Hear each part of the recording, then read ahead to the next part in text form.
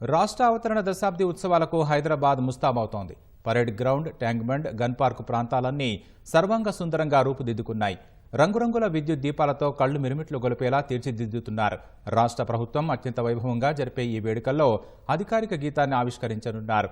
ఆవిర్భావ వేడుకలకు సంబంధించి PCC working president MLC Mahesh Kumar గౌడ్తో మా ప్రతినిధి తిరుపాల్ రెడ్డి ముఖాముఖి. 10 సంవత్సరాలు పూర్తయిన సందర్భంగా ప్రత్యేక రాష్ట్రం వచ్చి జరుగుతున్న దశాబ్ది ఉత్సవాలను ఏ విధంగా జరుపుకుంటున్నారు, దానికి సంబంధించి మరిన్ని వివరాలు చెప్పేందుకు మనతో పీసీసీ వర్కింగ్ ప్రెసిడెంట్, అదేవిధంగా ఎమ్మెల్సీ మహేష్ కుమార్ గౌడ్ ఉన్నారు. ఆయన తెలుసు సార్, చెప్పండి.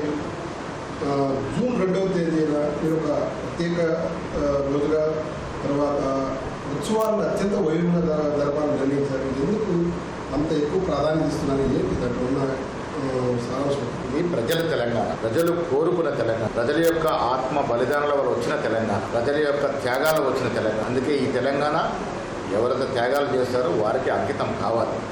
గత 10 ఏళ్ళకి జరగలేదు.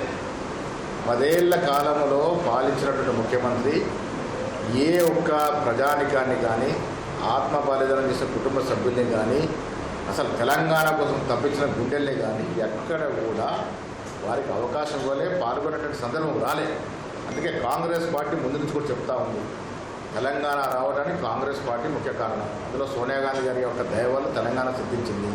సిద్ధించిన తర్వాత మేము అధికారం రాకపోయినప్పటికీ కూడా ప్రజల ఆశలే ఆకాంక్షల గుణంగానే ముందుకు నడుచుకుంటూ వచ్చాం. అందుకే ఈ కార్యక్రమాన్ని ఇంత ఘనంగా నిర్వహించిన కారణం ఏంటంటే వారి యొక్క ప్రమేయాన్ని చూపే విధంగా మీరు అమరులకు అంకితం ఇస్తున్నాము. ఈ కార్యక్రమాన్ని వాళ్ళందరికీ అండగా ఉండేందుకు నిర్వహిస్తున్నారు. అంటే అమరవీరులకు కానీ, ఉద్యమకారులకు కానీ ఈ ప్రభుత్వం ఏ విధంగా అండగా ఉండబోతుంది? ముఖ్యమంత్రి గారు ఇదివరకే నిర్ణయం చేసినారు.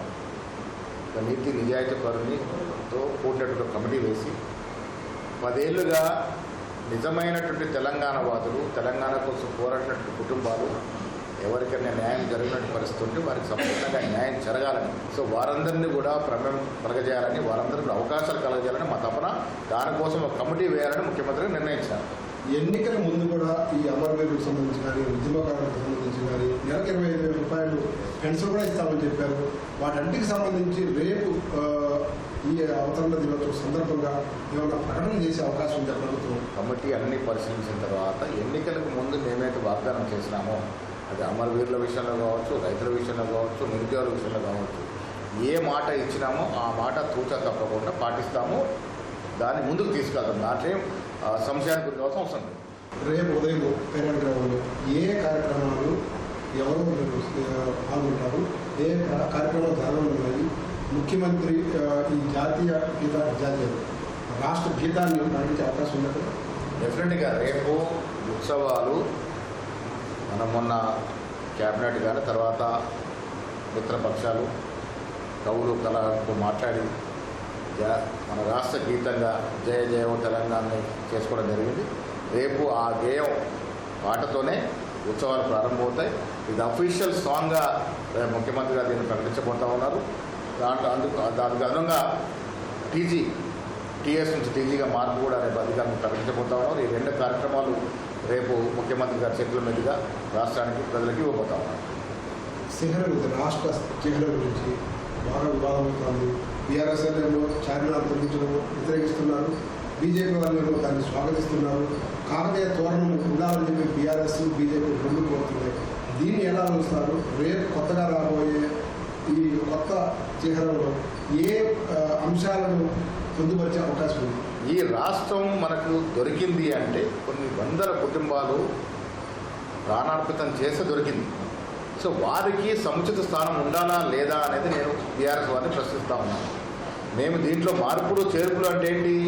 ఉన్న ఫలంగా ఉన్న ఎంబ్లంకి ఉన్న చిహ్నంలోకి అమరవీరుల స్తూపం యొక్క ఫోటోని దాన్ని పెట్టదలుచుకున్నాము.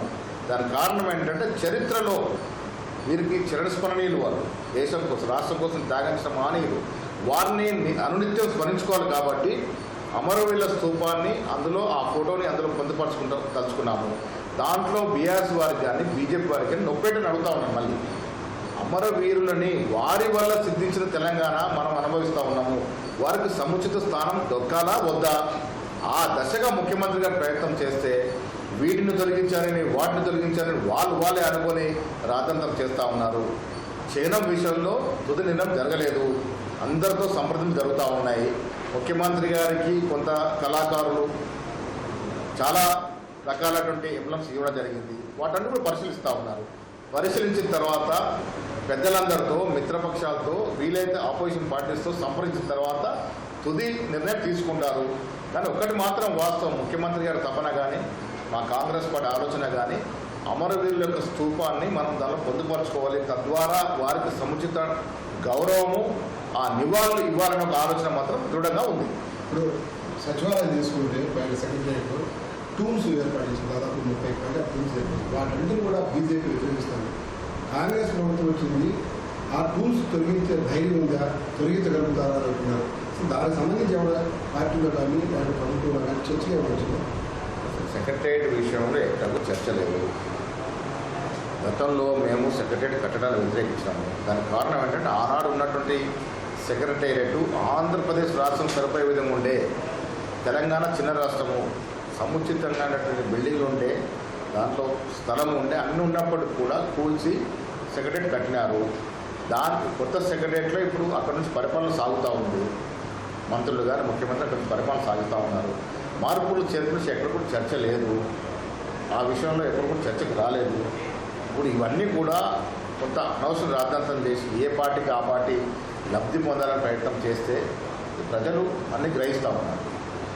రేపు జరగనున్న రాష్ట్ర వేడుకల్లో ప్రభుత్వం తరఫున ఎలాంటి సందేశాన్ని ప్రజలకు అందిస్తున్నారు, ఏ అంశాలను ప్రజల వద్దకు తీసుకుపోవాలనుకుంటున్నారు? ముఖ్యమంత్రి గారికి నిర్దిష్టమైన ఆలోచన ఉంది. ఈ రాష్ట్రం విషయంలో వచ్చే 4.5 సంవత్సరాల్లో ఏ రకమైన కార్యక్రమాలు తీసుకోవాలి, ఏ రకమైన కార్యక్రమాలు తీసుకుంటే ప్రజలు సంతోషిస్తారు, ఇవన్నీ కూడా సమగ్రమైనటువంటి ఒక ఆలోచన వారికి ఉంది. రేపు నేను అనుకున్న కొంత దాంట్లో కొంత భాగం ప్రజలతో పంచుకునే అవకాశం కూడా ఉంది. Okay sir, thank you. ఇది జూన్ 2వ తేదీన జరగనున్న రాష్ట్ర అవతరణ వేడుకలు అత్యంత వైభవంగా జరుగుతాయి. అదేవిధంగా రాష్ట్రంలోని ప్రజల ఆశయాలు ఆకాంక్షలకు అనుగుణంగా ఈ వేడుకలు నిర్వహిస్తున్నట్టుగా TPCC working president Mahesh Kumar గారు చెప్తున్నారు. కెమెరామెన్ శ్రీనివాస్తో తిరుపతి ఈటీవీ న్యూస్, హైదరాబాద్.